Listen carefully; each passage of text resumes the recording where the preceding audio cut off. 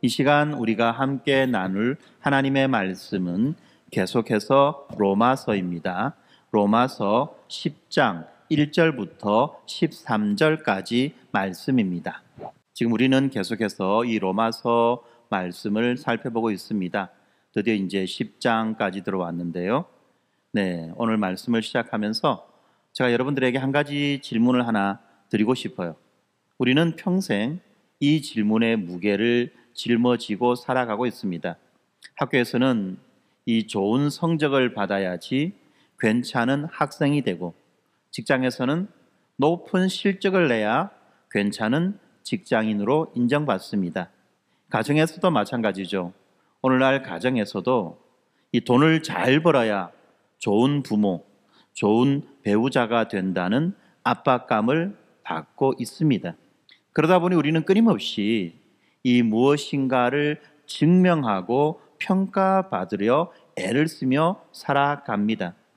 마치 이 보이지 않는 그 심사위원 앞에서 나의 가치를 평가받으려고 애를 쓰는 것처럼 그렇게 살아간다는 말입니다.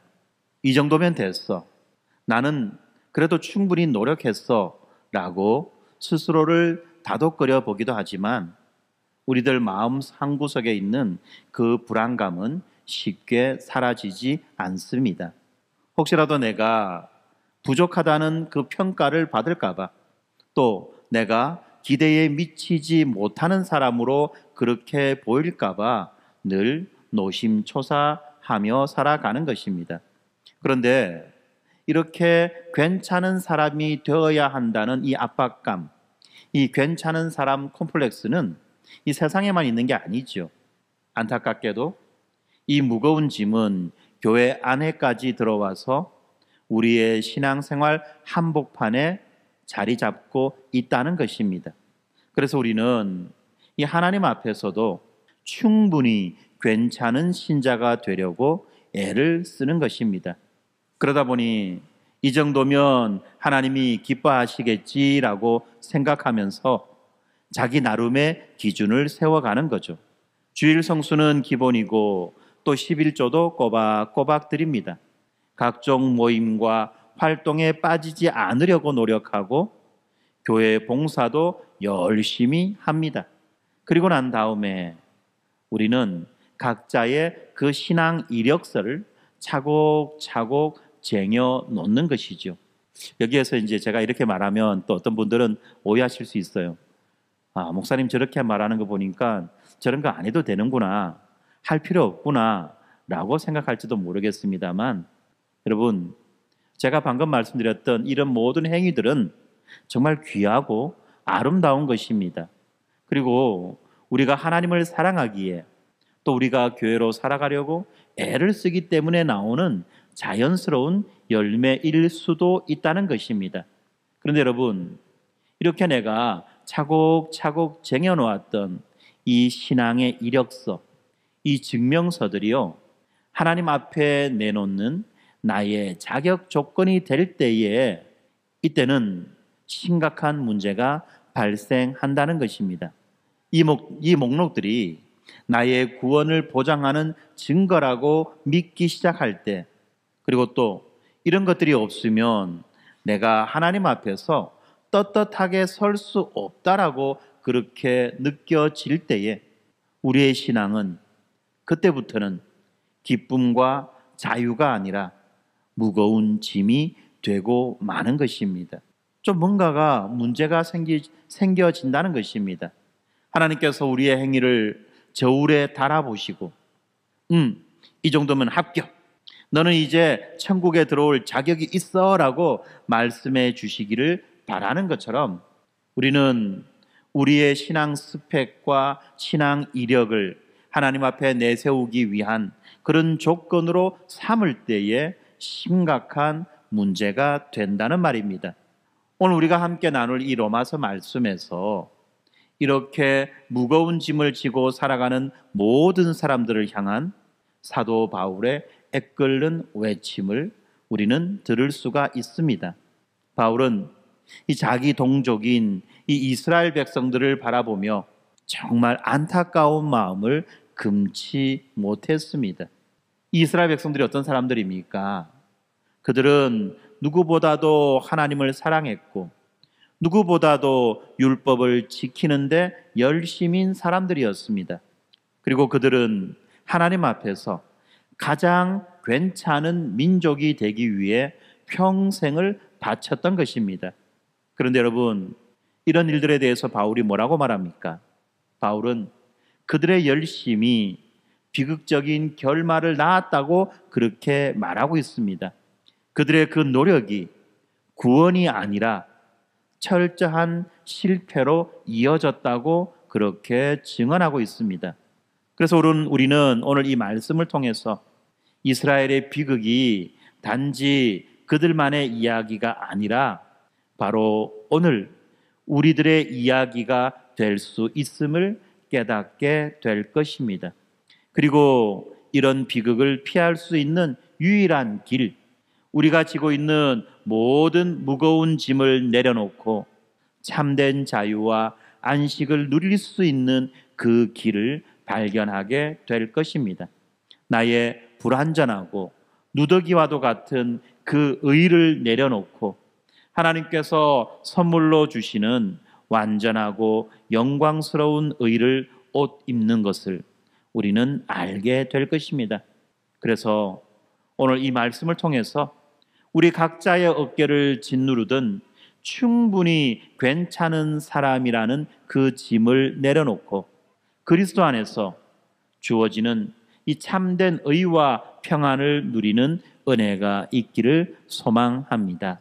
오늘 본문은 이 사도 바울의 깊은 탄식과 기도로 시작하고 있습니다. 1절을 함께 보겠습니다. 형제들아, 내 마음에 원하는 바와 하나님께 구하는 바는 이스라엘을 위함이니 곧 그들이 구원을 받게 함이라. 아멘. 그렇습니다. 사도 바울은 지금 자기 민족을 비난하거나 정죄하려고 하는 것이 아닙니다. 오히려 너무나도 자기의 민족을 사랑하기 때문에 그들이 구원받기를, 그 민족들이 구원받기를 애타는 마음으로 기도하고 있습니다. 마치 이 사랑하는 자녀가 잘못된 길로 달려가는 것을 보는 부모의 심정과도 같을 것입니다. 사랑하는 자녀가 생명의 길이 아니라 죽음의 길로 달려갈 때 부모의 심정은 어떻습니까? 얼마나 가슴을 아프고 찢어지겠습니까? 그럼에도 불구하고 그렇게 달려감을 막지 못하는 그 절망감과 좌절감은 어떠하겠냐는 것입니다. 바로 그 마음으로 지금 바울은 자기 민족 이스라엘을 바라보고 있는 것입니다. 그렇다면 지금 이스라엘의 문제가 무엇입니까? 그들은 도대체 어떤 문제를 갖고 있기 때문에 바울이 이토록 가슴 아파하는 것입니까? 그들이 하나님을 향한 사랑이 없었을까요? 그들의 열정이 부족했을까요? 바울은 2절에서 명확하게 증언하고 있습니다. 내가 증언하노니 그들이 하나님께 열심히 있으나 올바른 지식을 따른 것이 아니니라. 예, 그들은 하나님을 향한 열심이 있었습니다. 하나님을 향한 열심이 있었어요. 그 누구보다도 뜨거운 열심이 있었습니다. 그런데 올바른 지식이 없었다는 것입니다. 올바른 지식을 따르지 않았다는 것입니다. 이게 제 말입니까? 아니죠. 성경 말씀입니다. 흔히들 사람들은 말합니다. 많이 알아봤자 필요 없어. 많이 알아봤자, 많이 배워봤자 사람이 머리만 커지고 말만 안 듣지. 교회에서 사람들을 많이 가르칠 필요가 없고 그냥 열심히 일만 시키면 돼. 열심히 봉사시키면 돼. 그래서 예전에 이런 말들도 있었어요. 진자하고 콩은 볶아야지 맛이 난다. 콩을 어떻게 볶습니까, 여러분? 넓은 후라이팬에다가 열을 올려가지고 뜨겁게 해서 콩을 얹죠. 그리고 난 다음에 콩을 어떻게 합니까? 계속 굴립니다. 오른쪽으로 굴리고 왼쪽으로 굴리고. 갑자기 침이 나오나요? 예, 오른쪽 왼쪽으로 막 굴립니다. 그러면 콩에서 고소한 향기가 나고 껍질이 터지죠. 맛있는 볶음콩이 됩니다. 그런 것처럼 신자도 열심히 뺑뺑이 돌리고 굴려야지 신자에게서 신자 같은 냄새가 난다라고 그렇게 말하던 시절이 있었습니다. 틀린 말은 아닙니다. 100% 완전히. 그러나 참 심각한 오류를 가지고 있는 말이라는 것입니다. 오늘 본문이 그걸 말합니다. 내가 증언하노니 그들이 하나님께 열심히 있으나 올바른 지식을 따른 것이 아니니라. 이스라엘에게는 열심히 있었습니다. 누구도 따라올 수 없는 뜨거운 열정이 있었습니다. 그들은 목숨을 걸고 율법을 지켰고 전통을 수호했습니다. 안식일을 지키기 위해서, 정결 예식을 지키기 위해서 자신의 모든 것들을 바쳤던 것입니다. 그들의 그 진지함과 그 헌신은 정말 대단했습니다. 그런데 바울은 이 그들의 열심에 치명적인 문제가 있다고 그렇게 말하고 있지 않습니까? 그것은 바로 올바른 지식을 따르지 않는 열심이라는 것입니다. 무슨 말입니까? 방향이 잘못된 열심이라는 거예요. 한번 상상해 보세요. 이 마라톤 선수가 출발 신호와 함께 온 힘을 다해서 달리기 시작합니다. 땀이 비 오듯 쏟아집니다. 숨이 턱까지 턱턱 차오릅니다. 이렇게 열심히 달리니까 다른 선수들을 압도하는 스피드로 빠르게 앞서 나가게 되는 거죠. 이러한 열정과 이러한 노력은 박수를 받기에 충분합니다. 그런데 잠시 후 관중들이 웅성거리기 시작합니다. TV 앞에 있는 사람들이 웅성거리기 시작해요. 왜요? 갈림길을 만났는데 그는 이 결승선이 있는 곳을 향해서 달리는 것이 아니라 다른 쪽을 향해서, 반대쪽을 향해서 달리고 있기 때문에 그런 것입니다. 그는 누구보다도 열심히 달렸지만 그렇게 그가 내딛는 한 걸음 한 걸음은 그를 결승선에서 더욱더 멀어지게 만들고 있었다는 것입니다. 그러다 보니 그의 열심은 영광이 아니라 비극이 되고 말았습니다. 또 다른 예를 들어볼까요? 요즘 이제 아이들이 설설설 시험 준비를 하고 있어요. 시험 기간이 다 돼갑니다. 네, 그렇게 시험 준비를 할 때 반드시 알아야 되는 게 뭐죠? 예, 그렇습니다. 반드시 알아야 되는 건 시험 범위예요. 시험 범위입니다. 자, 학교 선생님 말씀합니다. 얘들아, 이번에 역사 시험은 자, 알렉산더에 대해서 나온다. 알렉산더가 누군지 아십니까? 모르십니까? 그러면 광개토 대왕. 광개토 대왕은 아시죠? 네, 광개토 대왕에 대해서 시험 친다라고 했는데 이 아이가 그 말을 잘못 알아들었어요. 그래가지고 누구에 대해서 공부를 했느냐? 나폴레옹에 대해서 공부를 했네. 나폴레옹이 어느 나라 사람이고 몇 살에 황제가 되었고 그리고 황제가 되고 난 다음에 어느 나라와 전쟁을 치렀고 그가 어떤 비극적인 결말을 맞이했는지 이 나폴레옹의 일생에 대해서 그의 아내의 이름이 누군지에 대해서 그의 키가 큰지 작은지에 대해서 딸 외웠습니다. 밤새도록. 그리고 자신만만하게 시험장에 딱 들어갔어요. 연필을 들었는데 이게 웬걸? 시험은 누구에 대해서 나왔나요? 광개토 대왕에 대해서. 그러면 이 아이가 밤새도록 그렇게 열심히 공부하고 노력하고 애쓴 것 어떻게 됩니까? 그냥 다 헛방인 거, 헛방. 바로 이런 경우라는 것입니다. 이스라엘의 열심이 바로 이와 같았습니다. 그들은 이 하나님이라고 하는 이 목표를 향해서 그렇게 열심히 달려간다라고 생각했지만 실제로는 정반대의 방향으로 달려가고 있었던 것입니다. 3절이 바로 그 이유를 명확하게 설명합니다. 하나님의 의를 모르고 자기 의를 세우려고 힘써 하나님의 의에 복종하지 아니하였느니라. 그들이 참된 진리를 모르니까, 바른 지식이 없으니까 어떡합니까? 자기의 생각대로, 자기의 습관대로, 자기 마음대로 그렇게 열심을 냈던 것입니다. 그 결과 하나님의 의를 모른 채 자기 의를 세우려고 하나님의 의에 복종하지 않았다는 것입니다. 이것이 바로 비극의 핵심입니다. 그들은 하나님께서 마련하신 구원의 길, 그 하나님의 의를 알지 못했습니다. 대신에 그들은 스스로의 힘으로 구원의 길을 만들려고 했던 것입니다. 이것이 바로 자기의 아니겠습니까? 자기의라는 이 말, 참 발음하기도 어렵고 쓰기도 어렵고 이해하기도 어려운 이 말을 쉽게 말하면 이렇습니다.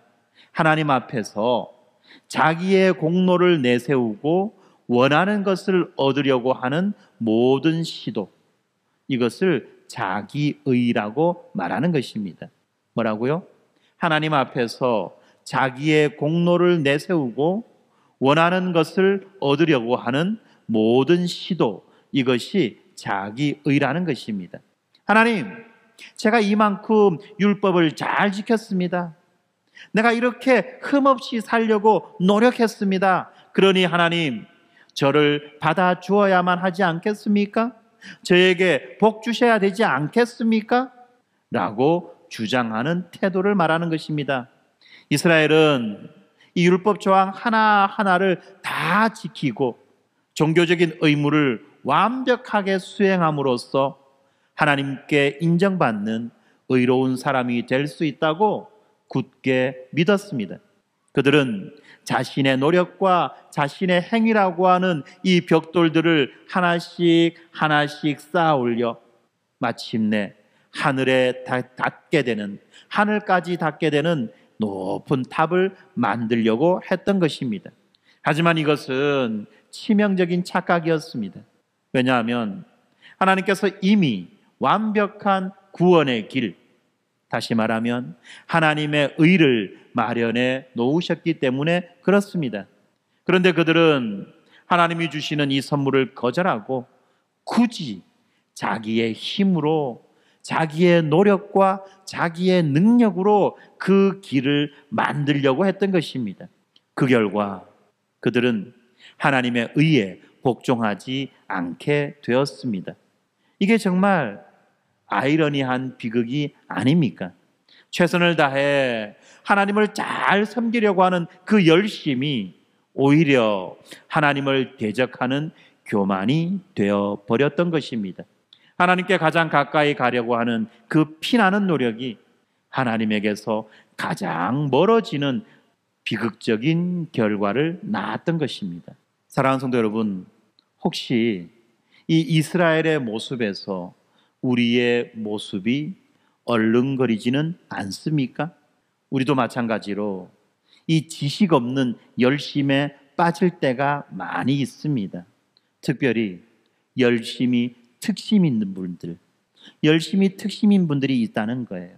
교회 안에서도 나의 헌신과 나의 열심을 자랑하려고 합니다. 다른 사람과 나를 비교하며 그래도 내가 저 사람보다는 좀 낫지라고 생각하며 영적인 우월감에 빠지기도 합니다. 나의 선행과 종교적인 행위들이 나를 구원해 줄 것이라는 막연한 기대를 품고 있습니다. 그런데 여러분, 이것이요, 오늘날 우리가 쌓고 있는 자기의라고 하는 바벨탑인 거예요. 여러분, 기억해야 됩니다. 우리가 아무리 열심히 달려도 우리의 방향이 잘못되었다면 우리는 결코 목적지에 도달할 수가 없는 것입니다. 우리가 아무리 열심히 탑을 쌓는다고 할지라도 이런 식의 노력으로는 결코 하늘에 닿을 수가 없는 것입니다. 그래서 우리의 이 진지한 노력이 비극이 되지 않게 하기 위해서 우리는 먼저 내가 달려가는 그 길을 멈추고 내가 쌓아 올리던 그 벽돌들을 내려놓아야만 합니다. 그리고 하나님께서 우리를 위해서 어떤 길을 마련해 놓으셨는지 우리가 겸손히 귀를 기울이고 말씀을 살펴보아야만 하는 것입니다. 이스라엘 백성들이 그토록 달려가던 그 길, 자기 의를 세우려고 했던 그 노력들은 어떻게 되었습니까? 4절을 보면 그 길의 종착역, 그 길의 마침을 분명하게 보여주고 있습니다. 그리스도는 모든 믿는 자에게 의를 이루기 위하여 율법의 마침이 되시니라. 그리스도는 모든 믿는 자에게 의를 이루기 위하여 율법의 마침이 되시니라. 이것은 너무나도 중요한 말씀입니다. 여기에서 이 마침이라고 번역된 이 단어, 이 마침이라고 번역된 이 헬라어 단어는 텔로스라고 하는 것인데, 이 텔로스라는 이 단어에는 두 가지 중요한 의미가 있습니다. 하나는 끝, 종결, 마침표라는 의미죠. 끝, 종결이라는 뜻이 있고, 또 다른 하나는 목표, 완성이라는 뜻이 있습니다. 목표, 완성. 예수님은 이 두 가지 의미 모두에서 율법의 마침이 되셨습니다. 첫 번째, 예수님은 율법을 통해 의로워지려고 하던 시대의 종지부를 찍으셨습니다. 더 이상 인간의 행위가 구원의 조건이 되는 그 길은 끝났다, 그 시대는 끝났다라고 선언하신 것입니다. 오저리 그 낡은 길, 자기 의를 쌓아서 달려가는 그 길이 어떤 길이었는지를 보여주고 있지요. 모세가 기록하되 율법으로 말미암는 의를 행하는 사람은 그 의로 살리라 하였거니와. 말이 무슨 말인지 조금 알아듣기가 어려워요. 어떡하란 말이야? 율법을 지키며 살아가면 산다는 말이야, 죽는다는 말이야? 헷갈리죠. 이 말을 아주 쉽고 간단하게 전하면 이렇습니다. 율법을 완벽하게 지키면 살 수 있다. 율법을 완벽하게 지키면 살 수 있다. 여기에서 완벽하게라는 의미가 어떤 의미일까요? 우리 이걸 다른 말로 표현하면 항상, 모든이라고 말할 수 있을 겁니다.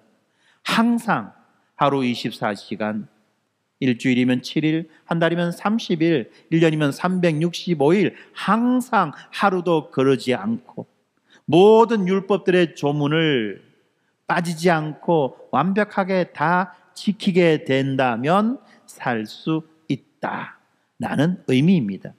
율법의 모든 조항을 어기지 않고 단 한 번도 어기지 않고 마음의 동기까지도 순결하게 지켜야만 얻을 수 있는 생명이라는 것입니다. 여러분, 이것이 가능할까요?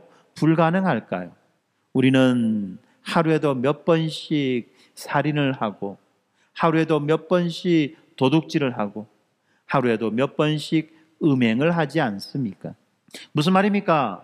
목사님, 나는 아무 짓도 안 하고 살았는데요. 아니요, 여러분, 마음 속에서부터 누군가를 미워하고 누군가를 원망한다면 그것이 곧 살인이라고 예수님이 말씀하지 않으셨습니까? 우리의 마음 속에서부터 나의 것이 아닌 타인의 것을 부러워하고 관심을 두고 그것을 갖고 싶어 한다는 그런 마음이 든다면 그것은 이미 도둑질과 같은 것이라고 말씀하지 않으셨습니까? 우리의 마음 속에서부터 하나님이 허락하신 나의 배우자가 아닌 다른 무언가를 흘깃거리며 바라보고 관심을 둔다면 그것이 음행이다라고 예수님이 말씀하지 않으셨다는 것입니다. 우리는 수없이 많은 날들을 살아오면서 마음속으로 살인하였고 마음속으로 도둑질하였고 마음속으로 음행하였습니다. 특별히 우리가 살아가는 이 시대는 그런 모든 것들을 권장하는 시대 아닙니까? 광고도, 영화도, 드라마도 모든 것들이 다 우리들에게 이러한 마음의 범죄를 유발하게 하는 그런 장치들이 아니냐는 것입니다. 그러니까 우리가 이렇게 지킨다는 것은 불가능하다는 것입니다. 완벽하게 율법을 지킨다는 것은 불가능하다는 거예요. 그러므로 이 길은, 모세가 말했던 그 길은 처음부터 인간의 힘으로 도달할 수 없는 막다른 길이었다는 것입니다. 두 번째, 예수님은 율법이 본래적으로 가지고 있던 최종 목표의 완성이십니다. 율법의 목표의 완성이라는 거예요. 율법이 가지고 있는 용도가 무엇입니까? 그 중에 여러분들 어떤 용도가 기억이 나죠? 율법은 마치 거울과도 같습니다. 거울이라고 하는 것, 우리 얼굴에 묻은 얼룩을 보여주지만 그 얼룩은 닦아주지 못하는 것이 거울 아닙니까? 우리의 옷이 어디가 삐뚤어졌는지를 보여주긴 하지만 그 삐뚤어진 옷을 바로 잡아주지 못합니다. 마찬가지로 율법은 우리가 얼마나 죄인인지를 깨닫게 해주고 우리에게 구원자가 필요하다는 사실을 절실히 느끼게 해주는 것입니다. 그렇기 때문에 율법이 가리키는 최종 목적지는 바로 예수 그리스도 아닙니까? 그리고 예수님께서 십자가에서 우리의 모든 죄를 대신하여 율법의 모든 요구를 완벽하게 이루심으로 이 율법의 목표를 마침내 완성하셨던 것입니다. 바울은 이어지는 6절과 7절에서 이 두 가지 길의 차이를 아주 생생한 그림 언어로 설명하고 있습니다. 낡은 길, 다시 말하면 자기 의의 길을 기르려고 하는 것은 마치 불가능한 임무와 같지요. 그래서 말합니다.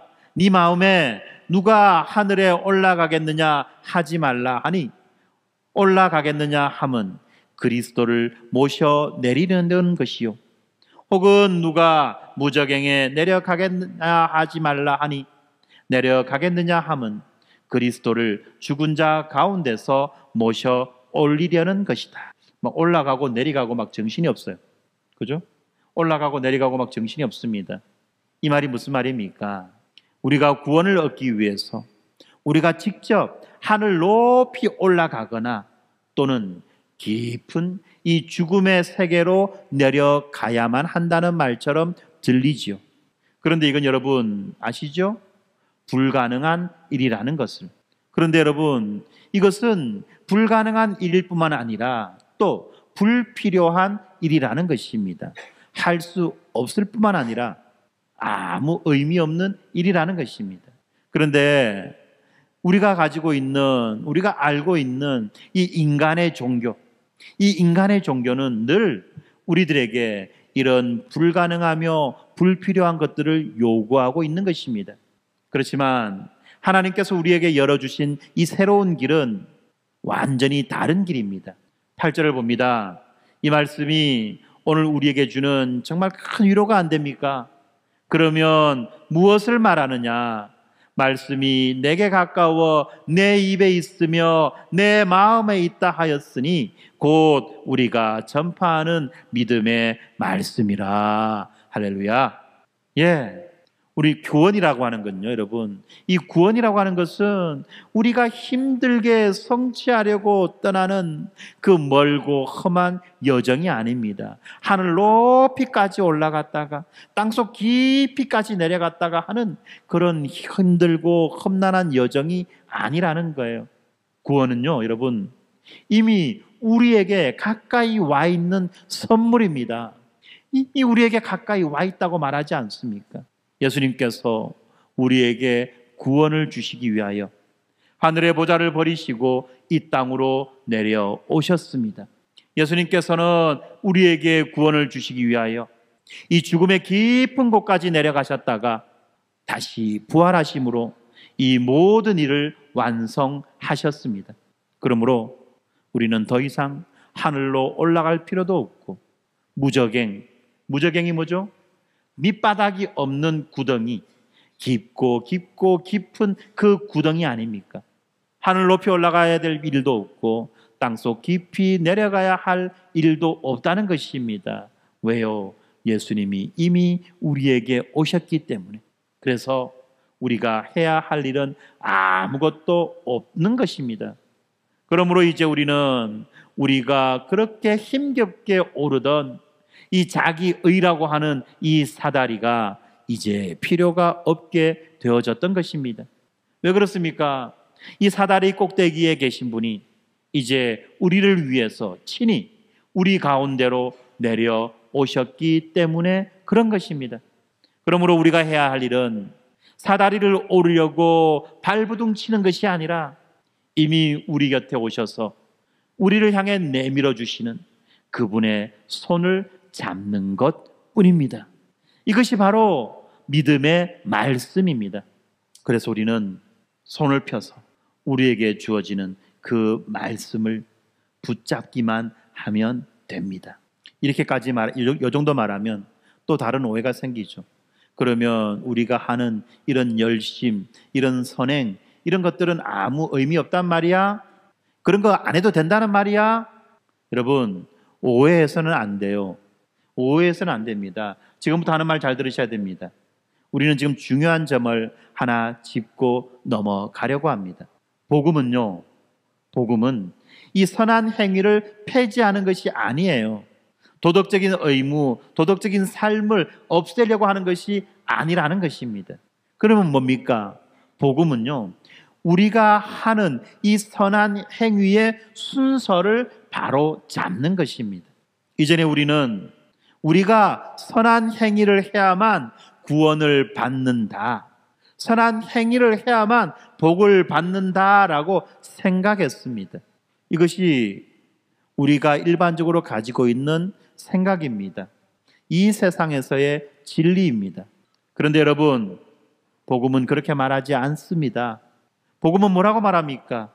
이제 우리가 구원을 받았기 때문에, 우리가 이미 구원을 받았기 때문에 감사함으로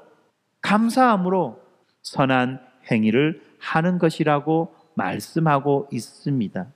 행위는 더 이상 구원의 조건이 아니라는 거죠. 구원받은 자의 자연스러운 삶이 바로 열매가 되는 겁니다. 구원받은 자의 자연스러운 삶의 열매, 이것이 바로 행위라는 거예요. 짐이 아니라 기쁨입니다. 이 놀라운 전환, 이 불가능한 노력의 길에서 값없이 주시는 그 은혜의 길로 우리를 초대해 주시는 그 주님의 음성에 우리는 귀를 기울이고 그 길을 걸어가야만 하는 것입니다. 많은 사람들이 이 지점을 착각해요. 내가 뭐 열심히 해야지만이 뭐가 될 수 있다는 식으로, 내가 열심히 해야지만이 뭐가 될 수 있다는 식으로 자꾸 생각하고 착각하다 보니 신앙생활도 힘들고 교회 생활도 고통스러운 것입니다. 어떤 사람들이 한 번씩 우리 교회의 삶에, 우리 교회 성도들의 그 삶의 모습을 보고 말합니다. 왜 그래 힘들게 사노? 왜 그렇게 피곤하게 사노? 뭐 주일날 말씀 들었으면 됐지, 듣고 또 듣고 뭐 또 듣노, 그거 뭐. 내가 들어보니까 뭐 짜더라 좋은 말도 아니던데, 뻔한 말 하는데 뭘 그래 들어? 무슨 숙제를 그렇게 열심히 해? 아니 학교도 아니고 교회가 뭔 시험을 친단 말이야? 이런 식의 말들을 하면서 야, 그 교회 아무나 못 간다, 이런 식으로 반응을 하고 있습니다. 그런데 여러분, 우리가 왜 이렇게 삽니까? 왜 이렇게 삽니까? 우리가 무슨 이렇게 살아감으로써 구원받고 복받기 위해서 이렇게 삽니까? 그게 아니잖아요.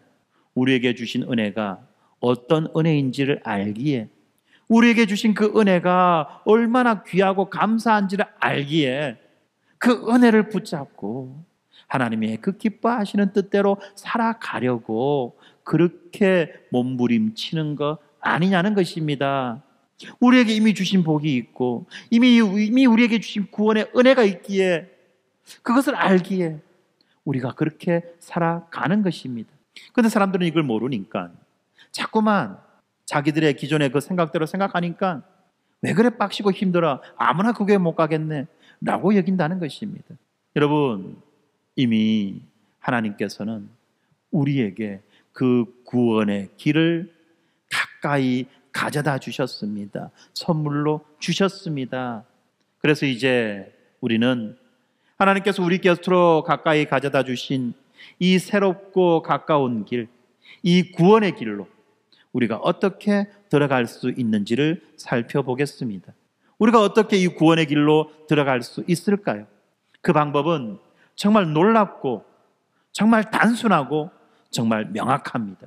9절과 10절입니다. 네가 만일 내 입으로 예수를 주로 시인하며 또 하나님께서 그를 죽은 자 가운데서 살리신 것을 내 마음에 믿으면 구원을 받으리라. 사람이 마음으로 믿어 의에 이르고 입으로 시인하여 구원에 이르느니라. 아멘. 여러분, 여기에 어떤 복잡한 조건이 있습니까? 특별한 자격이 필요합니까? 아니죠. 단 두 가지입니다.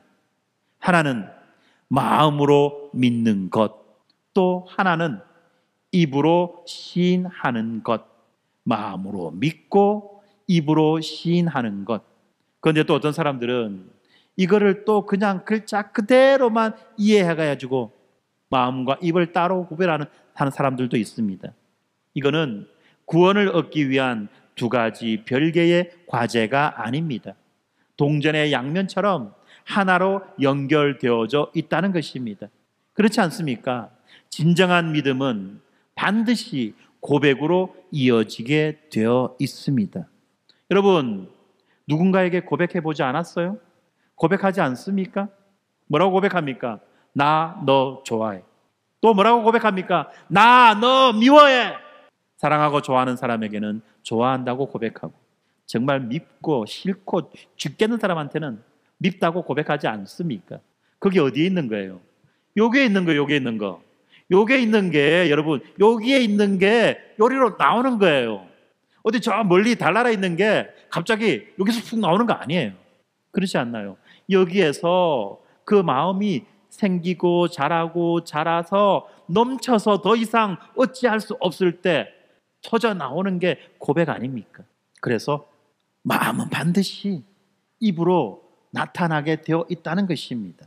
마음속 깊은 곳에서 일어난 변화는 반드시 삶의 고백으로 드러나는 것입니다. 그러면 우리는 무엇을 믿고 고백해야 합니까? 첫째, 하나님께서 그를 죽은 자 가운데서 살리신 것을 내 마음에 믿는 것입니다. 하나님께서 예수를 죽은 자 가운데서 살리신 것을 내 마음에 믿는 것, 이것이 고백입니다.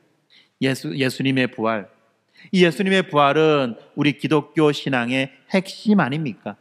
부활은 예수님께서 우리의 모든 죄값을 십자가에서 완전히 지불하셨고 죽음의 권세를 이기셨다는 하나님의 공식적 선언이자 구원의 보증 수표입니다. 이 사실을 우리의 머리로 인식하고 동의하는 것을 넘어서 이제 이 사건이 나의 사건으로, 나를 위한 승리로 마음 깊이 신뢰하는 것, 이것이 바로 믿음입니다. 예수님께서 나를 위하여, 나를 대신하여 십자가에서 죽으셨고 하나님은 그 죽음을 받아주셨다. 그래서 이제 나는 하나님 앞에서 더 이상 죄인이 아니라 의인으로 살아가게 되었다. 죄의 종으로, 죄의 노예로 어쩔 수 없이 죄 짓고 살아가는 자가 아니라 죄로부터 해방되고 독립된 자로서 이제 죄의 권세와 명령에 맞서 싸울 수 있는, 죄 짓기를 거부하며 살아갈 수 있는 자가 되었다. 의로운 자가 되었다 라고 믿는 거예요. 두 번째는 내 입으로 예수를 주로 시인하는 것입니다. 예수를 주로 시인한다는 것, 이 주라고 하는 이 고백, 로드, 이 로드, 주라고 하는 이 고백은 당시 로마 사회에서는 엄청난 의미를 가지고 있는 말입니다. 로마 황제만이, 오직 로마의 황제만이 주라고 불리던 그 시대에 듣도 보도 못한 저 식민지 어느 총구석 나사렛, 그곳 출신인 볼품없는 인물 예수, 이 나사렛 예수를 나의 주라고 고백한다는 것, 이거는 뭡니까? 이거는 반역이에요. 그렇지 않습니까? 황제를 향해서 주라고 말해야 되는데 그게 아니라 다른 존재를, 다른 인물을 향해서 주라고 고백한다는 것은, 그것은 반역이에요. 목숨을 건 결단이라는 것입니다. 그래서 많은 초대교회 사람들이 이 목숨을 건 결단, 황제가 나의 주가 아니라 예수가 나의 주라는 이 고백 때문에 죽임을 당하기도 했던 것입니다. 그렇지 않습니까? 우리도 마찬가지입니다. 이제 나의 인생의 주인은 로마 황제가 아니라 예수 그리스도이십니다. 나의 삶의 모든 영역에서 나는 예수님의 통치를 받겠습니다 라는 충성의 서약이 예수를 주로 시인하는 것입니다. 오늘날 이 고백은 내 삶의 운전대를 예수님에게 넘겨드리는 것을 의미합니다. 내 뜻과 내 계획과 내 고집을 내려놓고 주님의 말씀에 순종하며 살아가겠다는 결단입니다. 특히 오늘날의 세상은 돈이 황제다, 돈이 주님이다라고 말하는 그런 시대 아닙니까? 이런 시대 속에서 돈이 나의 주님이 아니라 예수가 나의 주님이라고 고백하며 선언하며 살아가는 것, 이것이야말로 우리에게 필요한 고백이라는 것입니다. 그리고 이것을 위해서 다음 주에 우리는 EDL 캠프를 합니다. 이처럼 이 구원의 길은 우리의 영웅적인 행위가 아니라 하나님이 하신 일을 믿고 받아들이는 단순한 신뢰에 달려 있는 것입니다. 그런데 이렇게 하나님이 우리를 믿으라고 부르시는 그 부르심의 초대, 그 초대의 범위가 정말 놀랍습니다. 11절부터 13절까지 바울은 구약성경을 연이어서 이용하면서 한 단어를 반복해서 외치고 있습니다.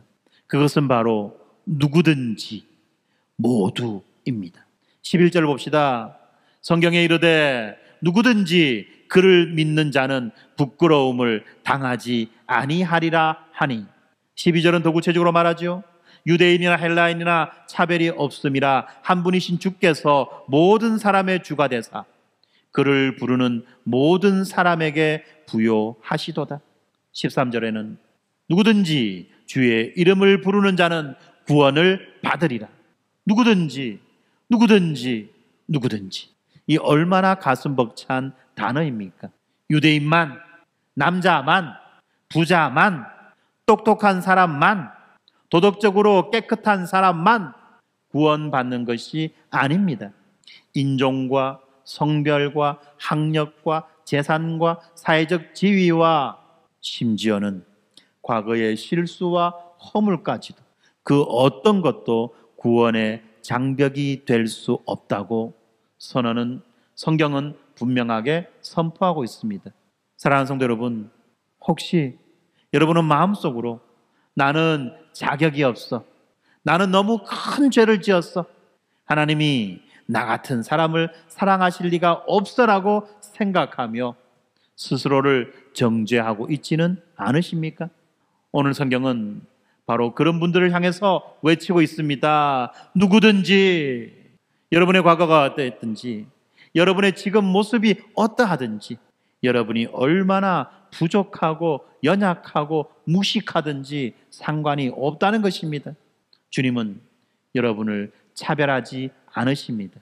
여러분이 마음으로 예수님의 부활을 믿고 예수님을 여러분의 인생의 주인으로 고백하며 그분의 이름을 부르기만 한다면, 예수의 이름을 부르기만 한다면 여러분은 구원받을 것입니다. 부끄러움을 당하지 않을 것입니다. 영원한 생명과 풍성한 은혜를 누리게 될 것입니다. 이 차별 없는 복음, 모두에게 활짝 열린 이 구원의 문으로 우리가 담대하게 나아가야만 하지 않겠습니까? 이제 말씀을 마칩니다.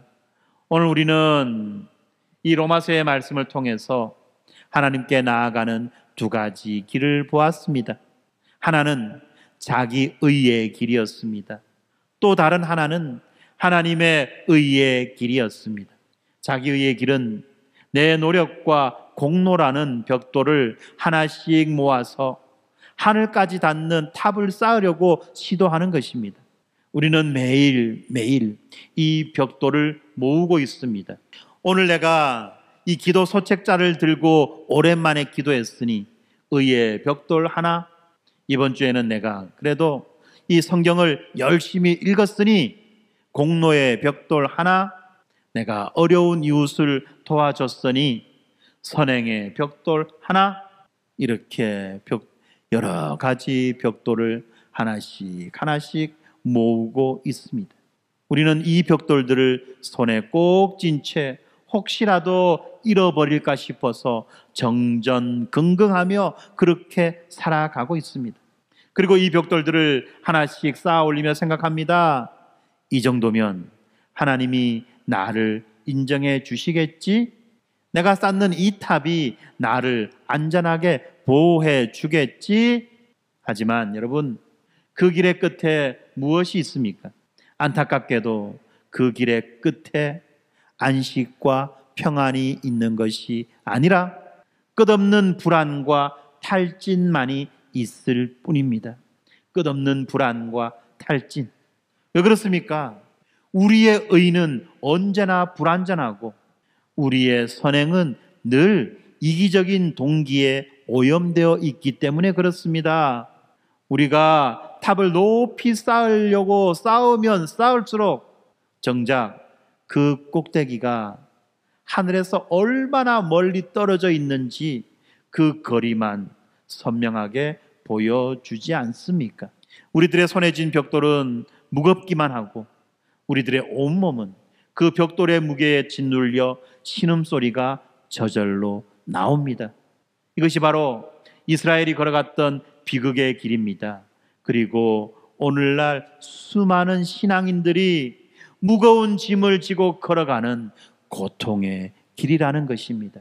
그러나 하나님께서는 오늘 우리에게 전혀 다른 길을 보여주고 계십니다. 바로 하나님이 친히 예비해 두신 하나님의 의의 길입니다. 이 길은 우리에게 탑을 쌓으라고 요구하지 않습니다.